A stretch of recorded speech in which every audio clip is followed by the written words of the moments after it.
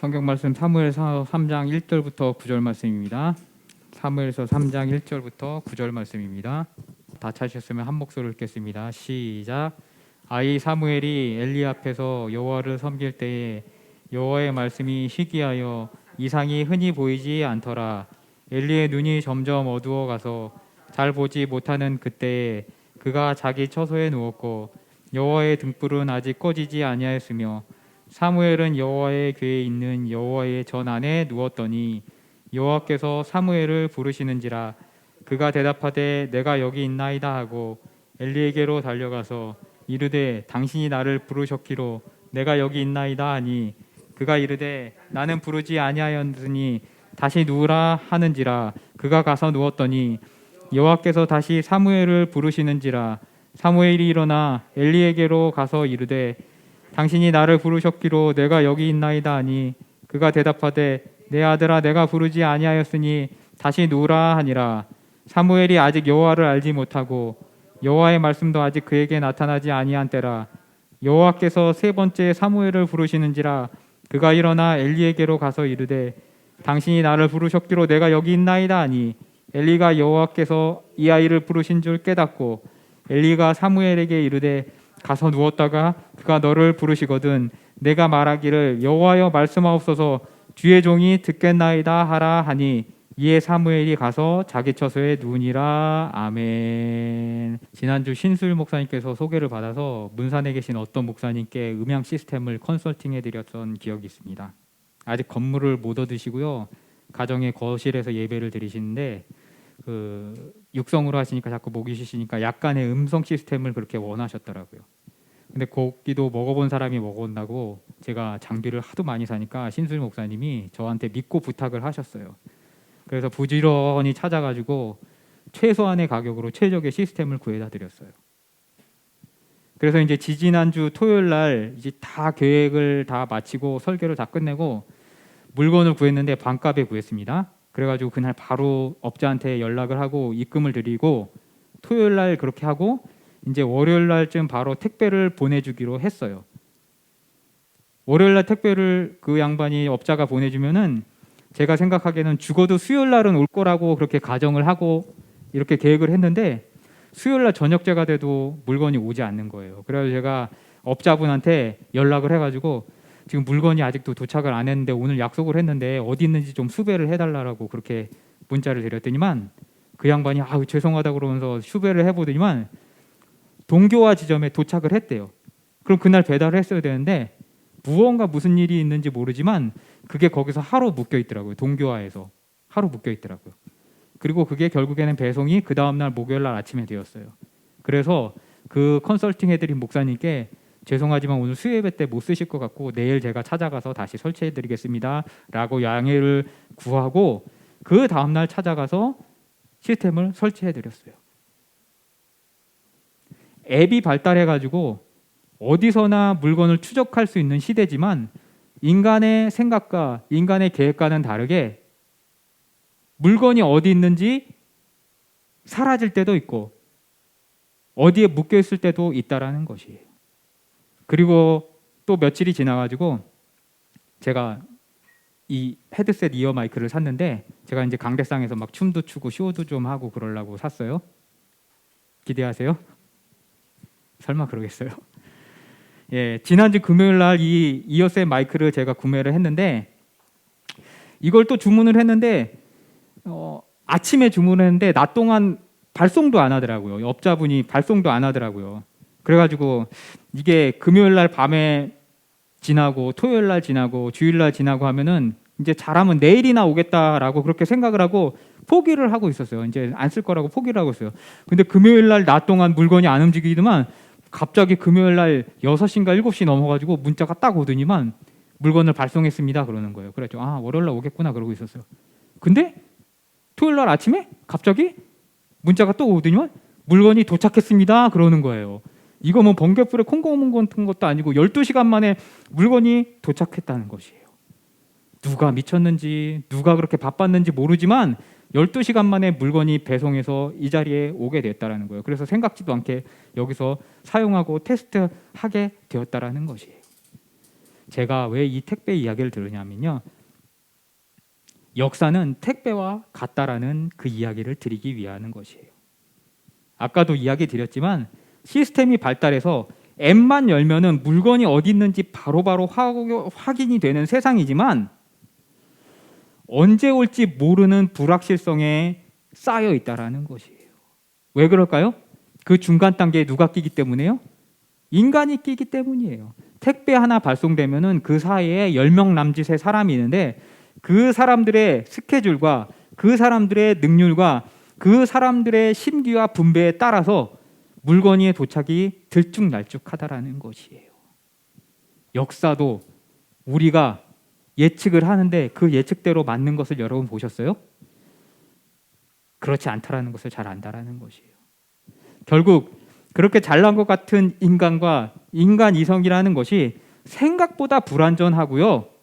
그렇기 때문에 그 인간들이 모여서 반응을 이루는 역사도 우리가 생각하는 것처럼 선형적으로 움직이는 것이 아니라 비선형적으로 꼬불꼬불하게 자기 마음대로 움직이고 비연속적으로 움직이게 된다라는 것이에요.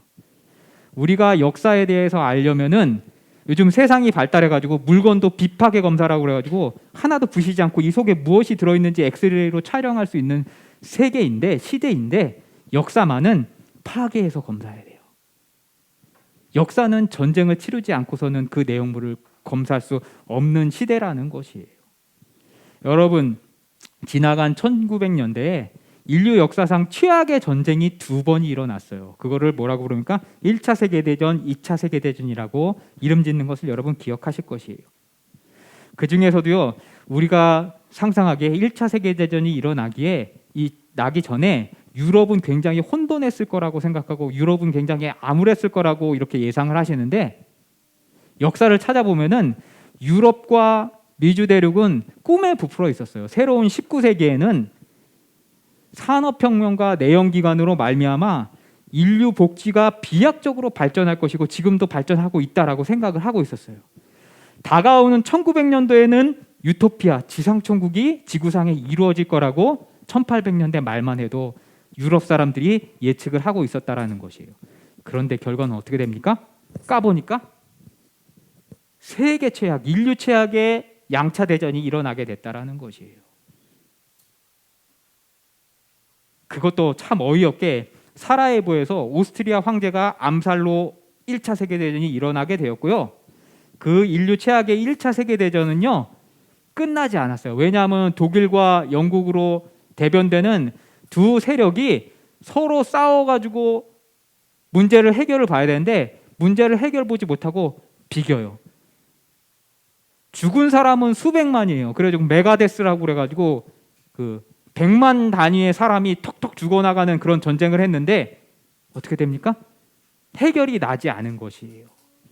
유럽 대륙의 유토피아를 가져준다라고 생각했던 산업혁명과 내연기관이 발전이요, 아이러니하게 탱크를 만들어 주었고요, 기관총을 만들어 주었고요, 그 기관총을 통하여서 인간의 생명이 100만 단위로 죽어나는 그런 전쟁의 장이 열리게 되었다라는 것이에요.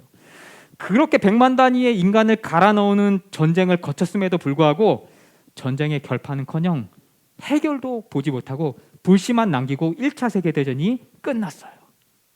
그 과정에서요, 서구의 지성들은 인간의 이성에 대한 의문을 갖게 되었어요. 인간 이성에 대한 신뢰가 사라지게 되었다라는 것이에요. 그러면 우리가 생각하기에 인간 이성에 대한 신뢰가 사라졌으니까 다시 신에게로 나가려니 생각을 하는데 그들이 신의 섭리로 나간 것이 아니라요, 그 안에서 인간 이성에 대한 신뢰가 사라지면서 도덕률도 함께 사라지게 돼요. 도덕률이 사라지니까 반성과 성찰도 사라지게 되었고 때문에 필연적으로 악한 결과가 다시 오게 될 것을 예견할 수 있었다라는 것이에요. 당연히 얼마 지나지 않은 시간 2차 세계대전이 일어났고요. 후대의 역사가들은 이 1차 세계대전, 2차 세계대전을 이야기하면서 그 원인을 근대 이성의 몰락이라고 이야기했다라는 것이에요.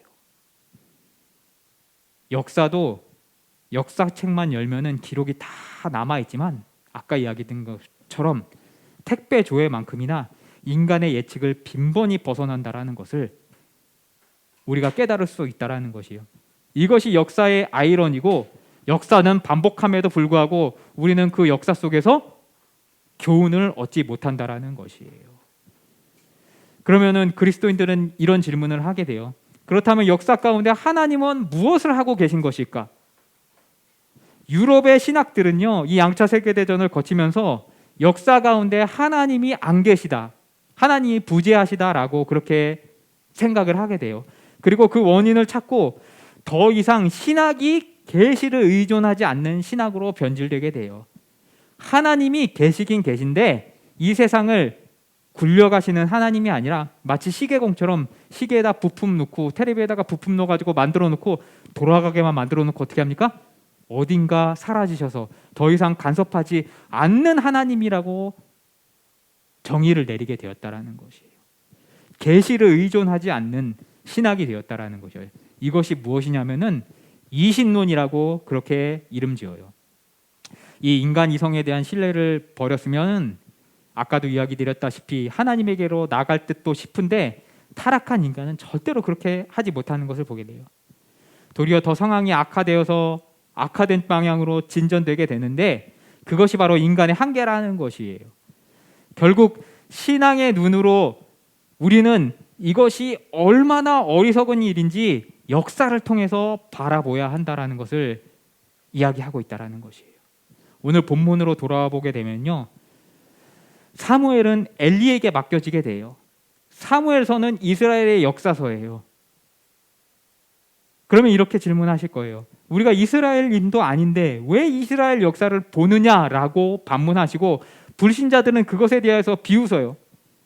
그런데 우리가 이스라엘의 역사를 보는 것은요, 그 역사 가운데 하나님이 어떤 방법으로 일을 이뤄 가시고 그 백성들을 끌어가시는지 배우기 위함에 있다라는 것이에요. 아니, 시작할 때 역사는 비정형적이고 예측 불가능하다라고 그렇게 이야기 시작을 하시고서는 왜 역사를 다시 보라고 이야기한다라는 것이에요 라고 묻는 분들이 계실 것이에요. 역사는 비정형적이에요. 비선형적이에요. 그건 사실이에요. 그렇지만 그럼에도 불구하고요, 신자는 역사 가운데 비정형적인 것을 비관으로 바라보는 것이 아니라 그럼에도 불구하고 하나님이 책임지시고 이끌어 가시는 그 구원의 손길을 보기 위하여서 역사를 본다라는 것이에요. 이 하나님의 손길에 대한 정확한 이해가 없는 채로 우리가 성경을 보게 되면요, 결국 성경을 사건 중심, 인물 중심으로 보게 되고 누가 바르게 살아가지고 성공하였다 정도의 비결서로 밖에 보지 못하게 된다라는 것이에요. 여러분이 저와 얼마나 신앙생활을 같이 하게 되실지 몰라요. 하나님이 보내시면 어디론가 가셔야 되고요, 다른 곳으로 가셔야 될 것이요. 그럼에도 불구하고 그곳에 가셔도 여러분이 찾아야 될 것은 뭐냐면은 훌륭한 목회자, 훌륭한 목사님이 누군가에 대한 질문에 대해서 계속해서 되뇌이셔야 된다라는 것이에요. 제가 한 가지 말씀드리자면요, 제가 훌륭한 목사님을 찾는 방법은요, 복 받는 법, 잘 사는 법을 가르치는 목사님이 훌륭한 목사님이 아니라요, 성경을 관통하는 이 맥을 짚어주는 목사님, 이 역사의 맥을 짚어주는 목사님이 중요한 목사님이라는 것, 훌륭한 목사님이라는 것, 이것이 여러분이 찾아야 될, 붙잡아야 될 생명줄이라는 것을 이야기 드리고 싶다라는 것이에요. 저는 설교가 그렇게 매끄럽지 못해요. 항상 한계와 그것에 대한 콤플렉스가 있어요. 그래서 저는 항상 만나는 분들에게 이렇게 이야기해요. 제 설교를 안 들어도 좋으니까 할 수 있으면 꼭 한번 찾아서 이분 설교 들어보세요라고 권해드리는 목사님이 한 분 있어요. 누가 좋은 설교자 있습니까? 라고 저에게 물어보면은 꼭 전해드리는 분이 한 분 있어요. 누구냐 하면은 남포교회 박영선 목사님이에요. 물론 여러분이 듣기 쉽지 않아요. 저도 박영선 목사님 설교를 온전히 이해하는데 5년에서 10년 정도 걸렸던 것으로 기억해요. 신학을 공부해도 그 내용이 잘 귀에 안 들어오는데 우리 사모님이 평하기를 문장의 단락이 너무 길어요. 근데 그것을 끊지 않으시고 계속 줄줄이 이야기를 하시니까 앞에 문장을 이야기하면 뒤에 문장을 까먹고 뒤에 문장을 이해하면은 앞에 문장을 까먹는다라고, 집중하기 너무 힘들다라고 그렇게 얘기하셔요. 그럼에도 불구하고 그 안에 정말 내용이 알차고 좋아요. 그리고 헛소리를 안 하시고 좋은 이야기, 그러니까 뭐 복 받는다라는 그런 이야기하는 것이 아니라 역사를 관통하는 하나님의 열심에 대해서 이야기하신다라는 것이에요. 여러분이 고등교육을 받으셨다라면은 얼마든지 조금만 노력하면은, 조금만은 아니지만 노력을 하면은 그 주옥 같은 말씀의 향연 안에서 만끽을 할 수 있다라는 것이에요. 이 박영선 목사님이 총신을 중간에 졸업하시고 중간에 나가셔가지고 합동신학교, 합신대학교를 만드셨어요. 근데 이 합신대학교는 총신대학교처럼 대학교가 있는 것이 아니라 대학원 대학교로 이루어진 학교예요. 그런데 합신대학교는 이 박영선 목사님 때문에 먹고 산다라는 이야기가 있어요. 신학생들이 박영선 목사님 말씀이 너무 좋으니까 그 설교학 배우려고 합신을 택하는 분들도 굉장히 많다라는 것이에요. 한 10년 전만 해도 교회 안에 이런 말이 있었어요. 사랑의 교회 가가지고는 직위 자랑하지 말고, 소망교회 가서는 재력 자랑하지 말고, 남포교회 가서는 학식 자랑하지 말아라, 지식 자랑하지 말아라는 격언도 있었다라는 것이에요. 거기 대한민국의 지식인들은 거의 다 남포교회에 있다라는 것이에요. 저도 지율이가 뱃속에 있을 때 사모님이랑 그때 교회를 실직하고 이렇게 참 위기에 봉착했는데, 쉬면서 한 달 반 정도 이 양반 살아계실 때 현장에서 말씀을 듣자라고 한 달 반 정도 출석했던 기억이 나는 것을 보게 돼요. 그게 벌써 10년 전 일이에요. 그때만 해도 금방 돌아가실 것 같은 그런 모습이었는데, 우리 김영애 권사님 나이랑 비슷한데 조금 많거나 그런 양반인데 금방 돌아가실 거라고 생각했는데, 골골백사라고 아직도 10년이 지났는데 은퇴하셔도 계속 설교하고 있는 것을 보게 된다라는 것이. 오늘 본문 1절 2절을 보겠습니다. 사무엘서 3장 1절 2절 같이 한번 읽어보겠습니다.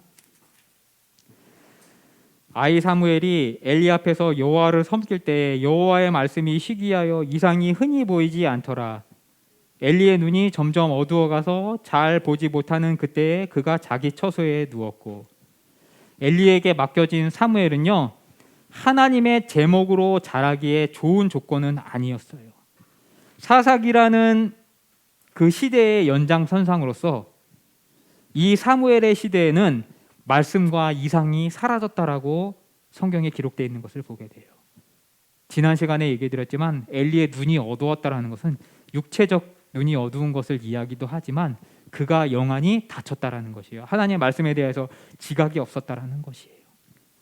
정신이 붕괴하는 시대를 살고 있었다라는 것이에요. 하나님의 제사장이, 하나님의 사사가 하나님의 말씀에 대한 자각을 잃어버렸고, 그 상태로 제사장과 사사를 했기 때문에 그 아들이 성전에서 망령되이 행동을 하다가 결국에는 죽게 된다라는 것이에요. 어떤 분들은 이렇게 얘기해요.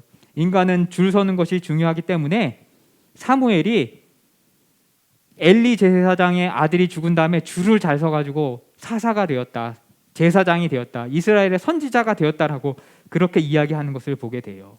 그런데 성경은 그런 시각으로 설명하지 않아요. 이것이 사무엘이 줄을 잘 선 것이 아니라 누가 만드셨다라고요? 하나님이 끝까지 온전히 만드셨다라고 이야기하고 있다라는 것. 우리가 그것에 주목하여 보아야 한다라는 것이에요. 우리가 기대하는 이해와 달리 우리 인생에 대한 주도권은 누구에게 있다라고요? 하나님 앞에 있다라는 것이에요. 하나님의 일하심에 대하여서 성경은 계속하여서 증언하고 있다라는 것. 그것을 우리가 성경에서 이해해야 된다라는 것이에요. 복 받는 것 중요해요. 잘 사는 것 중요해요. 여러분의 문제들이 해결해야 되는 것 중요해요.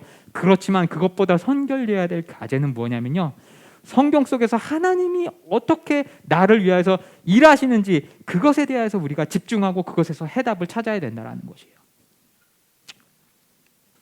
제가 우습게 보는 사람 유형이 한 분이 있는데요, 이렇게 사람 사이에 트러블이 없을 수는 없는데 무슨 결정적인 순간에만 되면 이렇게 얘기하는 분이 있어요. 내가 키워줄 수는 없어도 악기를 막을 수는 있으니까 나한테 잘해라라고 그렇게 이야기하는 분들이 있어요. 그 사실 뻥카예요. 이게 무슨 코딱지만한 면장자리 하나만 가지고 있어도 갑질하고 싶어가지고 근질근질한 게 인간의 본성인데 그걸 천박하게 자기 입으로 드러내는 것이에요. 차라리 트러블 있으면은 욕을 한번 하고 그렇게 풀어버리면 좋은데 그렇게 분을 풀어버렸으면 좋겠는데 이게 말도 안 되는 걸로 갑질을 하려고 든다라는 것이에요. 저는 그런 이야기하는 사람들 보면은 저 사람 진짜 약한 사람이구나. 내가 들었다 놓을 수 있구나. 라는 그런 포인트를 잡게 된다라는 것이에요. 여러분 살면서 분쟁을 만나게 되면은 그냥 뭐 내지 않을 수 없다라면은 여기 화 내시고 푸세요. 그리고 할 수만 있다라면은 그 분쟁의 자리를 피하시는 것이 좋다라는 것이에요. 괜히 거기서 내가 너한테 앞길 막을 수 있다. 그런 일 하지 마세요. 그런 이야기 하지 마세요. 정말 우습게 보인다라는 것이에요. 여러분 정치가 왜 코미디로 변합니까? 분쟁을 어떻게 해결할 수 없으니까 서로 뻥카만 쏘는 거예요. 뻥총만 쏘는 거예요. 엄포만 놓다 보니까 코미디가 된다라는 것이에요. 그러니까 맨날 정책은 없고 흑색 선전만 오가게 되고 정책은 결국엔 어떻게 됩니까? 진영 논리에 따라서 산으로 가게 된다라는 것이에요. 그런데 엘리는 참 신기하게도 무능력하고 사사의 몰락을 가져온 사람이었음에도 불구하고 고장난 시계가 한번 맞으려고 했는지 어린 사무엘에게 자기가 듣도 보도 못한 하나님의 음성을 일깨워줬다라는 것이에요. 하나님의 인도함 없이는 일어날 수 없는 일이에요. 엘리는 딱 한 번 태어나서 좋은 교사로서의 역할을 이것 한 번 하고 처음이자 마지막으로 임무를 완수하고 나중에 멸문지화를 당하고 역사의 뒤안길로 사라지게 돼요. 그런데 재미있는 것은 그 멸문지화가 당한다라는 이야기를 핏덩이 같은 자기가 키우던 사무엘에게 듣고도 담담히 그것을 받아들인다는 것이에요. 헤롯은요 예수님의 탄생 이야기를 듣자마자 영아 살해를 명령했어요. 그래서 예루살렘에 있었던 아이들 400명 정도 된다고 300~400명 정도라고 생각하는데 그 아이들을 다 죽이는 일을 하게 되는 것과 또 다른 정반대의 반응을 보인다라는 것이에요. 누군가는 이렇게 얘기해요. 엘리가 그래도 인품이 좋았다 라고 그렇게 추측을 하는 분들도 있어요. 그런데 엘리의 인품과는 전혀 상관이 없어요. 누가 하신 것이에요? 바로 하나님께서 하시겠다 하여서 하나님의 성령으로 말미암아 사무엘이 그렇게 만들어질 수 있는 여건을 하나님이 스스로 마련해 주셨다라는 것이에요. 그것을 중심으로 본문을 읽어야 한다라는 것이에요.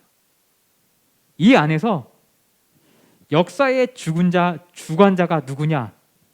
인간, 사람, 인물이 아니라 누구라고요? 하나님이라고 오늘 본문은 이야기하고 있다라는 것이에요. 사무엘의 저자는 독자를 향하여서 집요하게 하나님이 어떻게 역사를 이끌어 가시는지 돌아보라고 질문하고 있다라는 것이에요. 아까도 이야기 드렸다시피 내가 네 길을 막을 수 있다라고 그렇게 얘기하는데 아니 목사가 만나는 사람마다 나눠주고 퍼주고 축복해주고 그런 축복의 통로가 되는 역할을 하기도 바빠요. 그것도 내가 이렇게 하면은 월권이 아닐까, 내가 이렇게 하면 저 사람에게 악영향을 주지 않을까 해가지고 축복도 잘 못해주는 것이 부족한 목사의 신분인데 갈등 앞에서 저런 비굴한 언동이나 하면서 자기가 정치적 있다라고 이렇게 뻥총이나 날리는 사람, 그 사람을 하나님의 사람으로 과연 볼 수 있냐는 것이에요.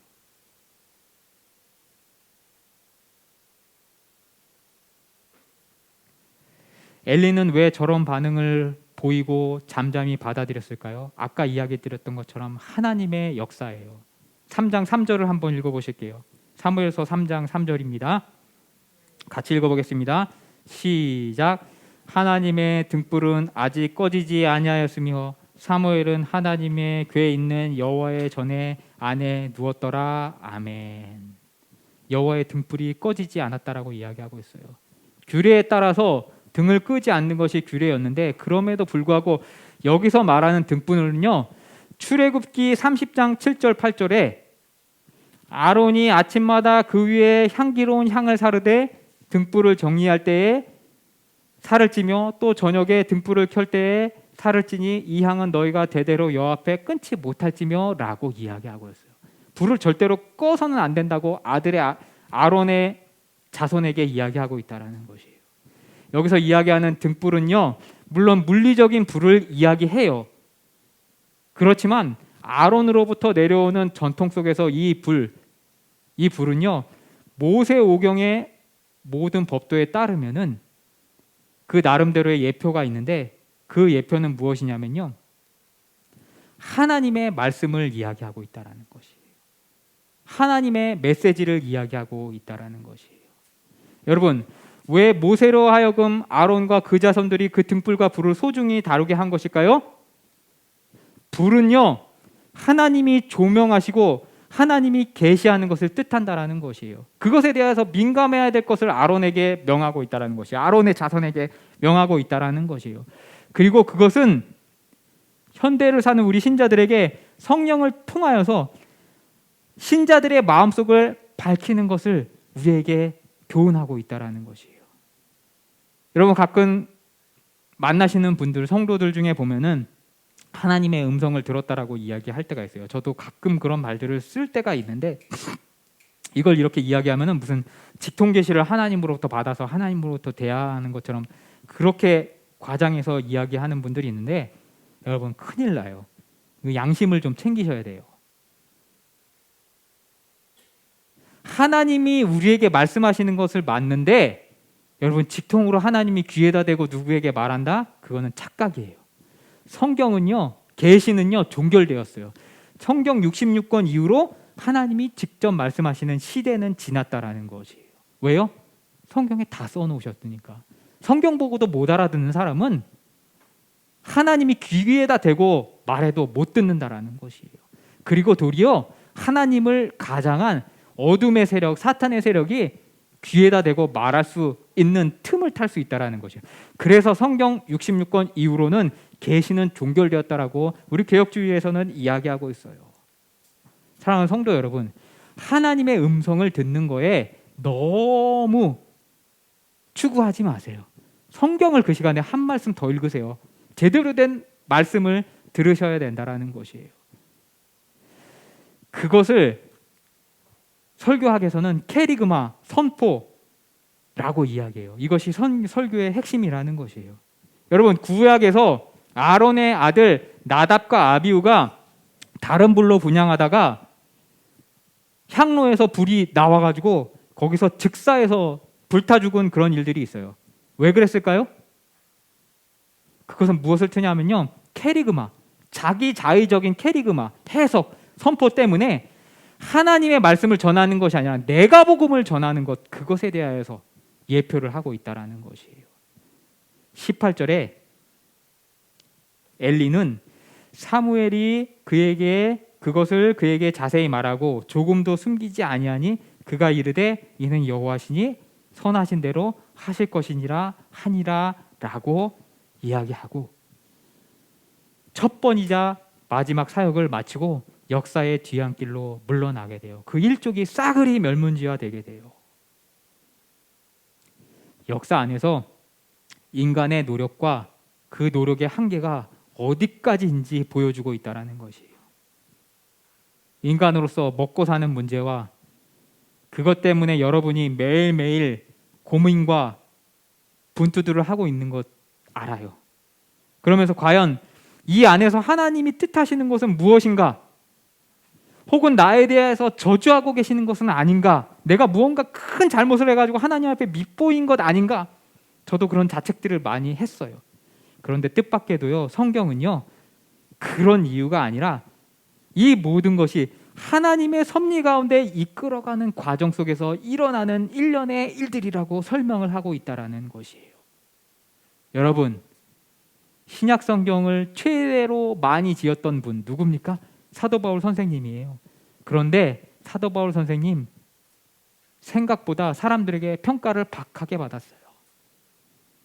글에는 능하나 말에는 어눌하다라고 그렇게 평가를 받았고요. 전도 가운데 수많은 오해를 받게 돼요.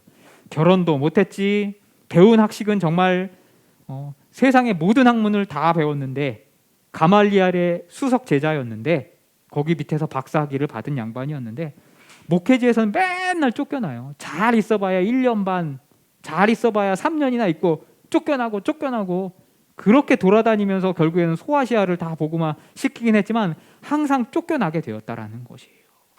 그런데 사도 바울 선생님이 뭐라 합니까? 그 자신의 상황에 대해서 전혀 개의치 않고 빌립보서 4장 12절에서 뭐라 하면은 내가 비천에 처할 줄도 알고 풍부에 처할 줄도 알아. 모든 일에 배부르며 배고픈 바 풍부와 궁핍에도 일체의 비결을 배웠노라라고 이야기하는 것을 보게 돼요. 비천에 자기가 처할 수 있는 사람이 누가 있겠어요? 여러분 비천해지고 싶으세요? 가난해지고 싶으신 분 있어요?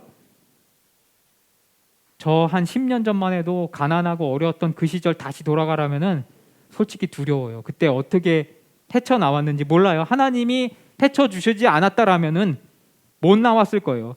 그런데 사도 바울 선생님은 스스로의 입으로 그렇게 이야기하셔요. 내가 비천에도 처할 줄 알았다라고 이야기했다라는 것이에요. 그리고 비결을 배웠다라고 이야기한다라는 것이에요. 어떻게 비천함의 비결을 배울 수 있었을까요? 자족함이었어요.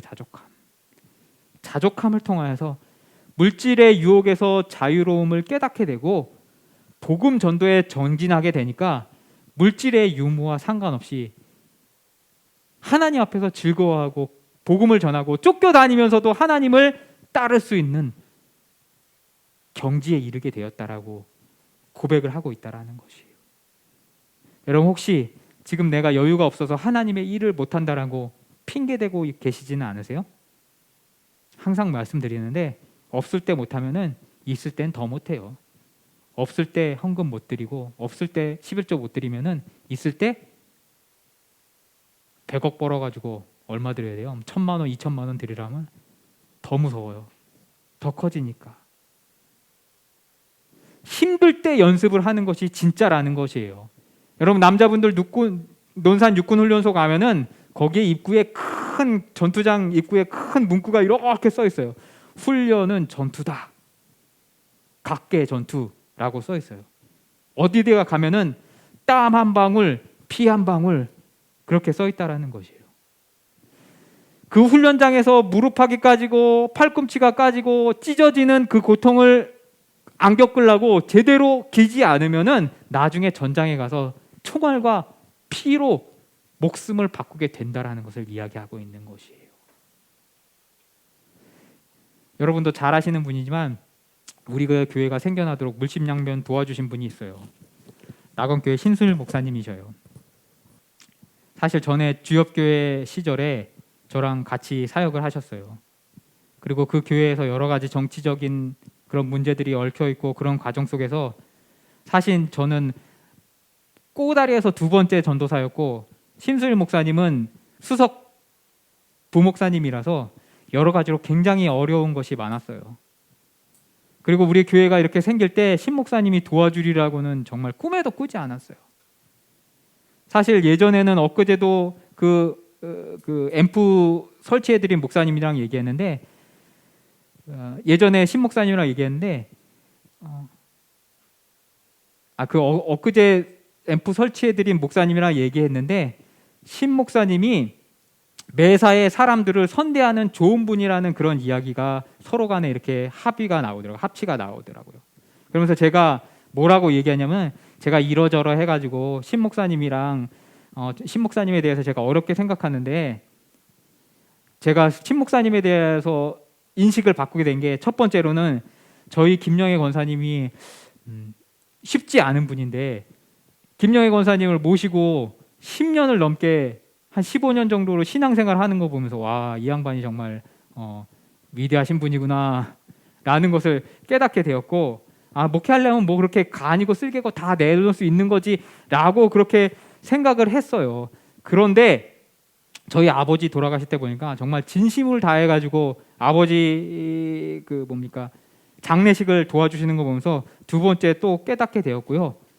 그리고 제가 교회를 설립하려고 이렇게 한 1년 정도 지났는데 저는 김영희 권사님이랑 우리 엄민영 자매님이 우리 교회에 오리라고 생각을 못했는데 오겠다라고 그렇게 얘기를 하시더라고요. 그래가지고 한편으로는 걱정이 되는 게 뭐냐면은 어려운 시대 때 성도들이 둘이나 빠져나가면 신 목사님이 좀 안 좋게 생각해가지고 또 이렇게 하실 거 아닌가, 보복하시는 거 아닌가, 실제로 그런 목사님들이 많으니까 그런 부분들에서 걱정을 했는데, 어느 날 갑자기 신 목사님이 전화를 하라고 그러셔가지고 전화를 했더니만 노회 가입했냐고, 교회 설립 예배 했냐라고 물어보시는 거예요. 그래가지고 이러저러 해가지고 못했습니다. 그러니까 우리 노회로 다시 들어오라고 그러셔가지고 설립 예배도 드려주시고, 설립 예배 가운데 원래는 신 목사님이 주관하셔서 하시고 대충 이렇게 끝내면 되는데, 노회 1번, 2번, 3번, 4번 목사님 다 모셔가지고 성대하게 치르게 해주셨다라는 것이에요. 아까 이야기 드린 것처럼 참 목사들 중에 제가 한 3명 정도 이런 목사님 만났는데, 앞길 맞겠다라고 그렇게 이야기하는 소가지가 간장종지만한 그런 목사님들이 있는 반면에, 우리 신수일 목사님은 정말 하나님의 축복의 통로로 쓰인 분이구나, 저런 분도 있구나라는 것을 느끼게 되었다라는 것이에요. 그러면서 그 양반을 보시면서, 그 목사님을 보면서 정말 성령의 사람이라는 것이 이런 것이라는 것을 절실하게 깨닫게 되었다라는 것이에요. 사랑하는 성도 여러분, 지금 이 시대도요, 성령의 등불은 아직 안 꺼졌어요. 왜요? 하나님의 전은요, 물질적으로 여기에 있는 것이 아니라 성령의 불을 꺼트리고 있지 않는 여러분 안에 있다라는 것이에요. 그리고 그 성령의 능력으로 말미암아 성령의 사람으로서 매사에 이웃에 대해서 선대함을 베풀고 이웃을 섬기는 손길을 가진 사람들이 바로 하나님의 등불이라는 것이에요. 사랑하는 성도 여러분, 여러분의 성질을 죽이시고 하나님의 사람으로서, 하나님의 등불로서, 사무엘서 3장 3절에 하나님의 등불이 아직 꺼지지 아니하였으니, 그 말씀을 되새기면서 이 세대가 코로나 때문에 이렇게 힘들고 어려운데 하나님의 등불이 어디 안 꺼져서 다 꺼졌지라고 절망하시는 것이 아니라 내가 등불이 되겠다라는 그 마음을 가지시고 돌아가시는 우리 구반석교회 성도 여러분 되시기를 주님의 이름으로 축원합니다. 아멘. 그 모습을 통하여서 여러분 가정과 여러분의 자녀와 여러분의 부부 관계와 여러분의 교회를 하나님이 바꾸실 수 있다는 것이에요. 그것을 믿으시길 주님의 이름으로 축복하고요, 축원합니다. 아멘. 기도하시겠습니다.